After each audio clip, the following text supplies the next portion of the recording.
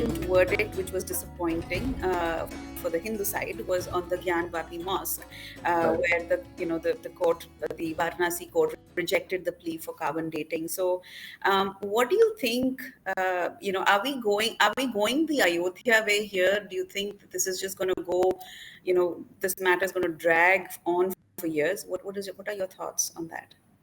See, first of all, the comparisons with Ayodhya, strictly speaking, may not be warranted simply because the outcome that we saw in Ayodhya is never going to be possible through the medium of the existing suit, as long as the Places of Worship Act is in place. Right. Okay. So neither the conversion of that particular occupied site, to a Hindu place of worship, or its reconversion and its reclamation is going to be possible until the Places of Worship Act stands.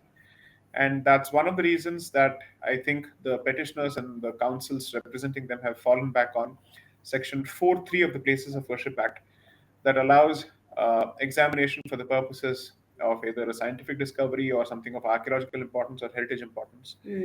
So you've had to fall back on that particular safety valve provided in the Places of Worship Act, precisely because you're otherwise barred from reclaiming it as a Hindu place of worship. Right. Now, having said that, there are 2-3 things that we need to consider.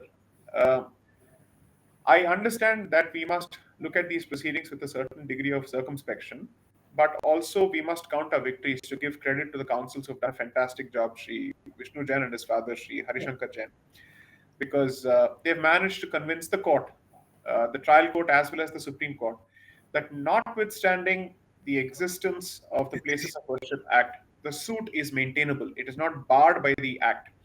Otherwise, what would have happened is that the proceeding could have been dismissed at the outset.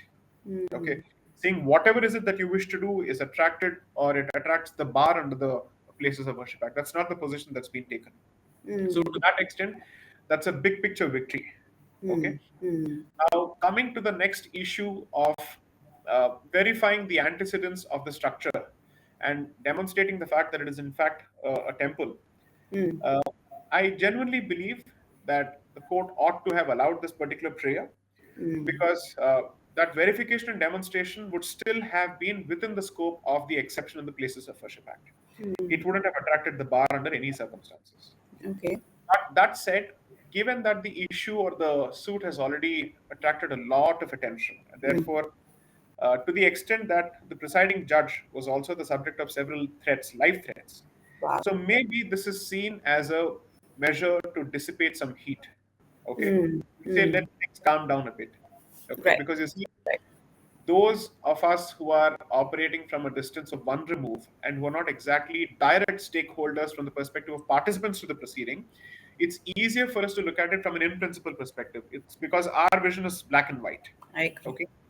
Those taking the decisions as stakeholders to the process itself will need to be a bit more circumspect. Therefore, I'm not giving a free pass to what has happened. I'm merely saying that sometimes considerations are not strictly legal. Okay. And fortunately, I believe that this order is appealable, and it is squarely within the teeth, or let's say squarely within the scope of what is permitted by the Act. So I would want to see what Mr. Vishnu Shankar Jain and his father do. And I have full faith that we will be represented to the best of their capabilities and their commitment to the cause. So I'd like to wait and watch. Right.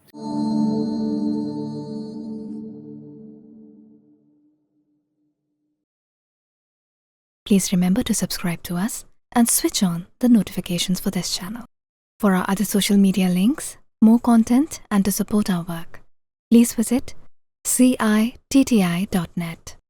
Dhanyavad. Namaskar.